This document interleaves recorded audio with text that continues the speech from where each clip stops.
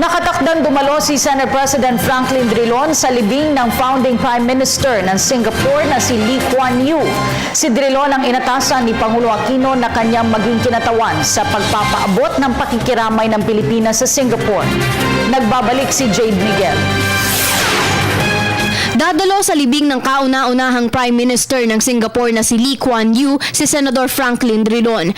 Ayon sa inilabas na pahayag ng senador, inatasan siya ng Pangulo na maging representante niya pati na rin ng sambayan ng Pilipino sa pakikiramay sa pagkamatay ng isa sa mga magagaling na pinuno ng Singapore. Ang libing ay gaganapin sa Marso 29 sa Singapore University Cultural Center. Magiging kasama ni Drilon sa Singapore sina DFA Secretary Albert Del Rosario at Finance Secretary Cesar Purisima.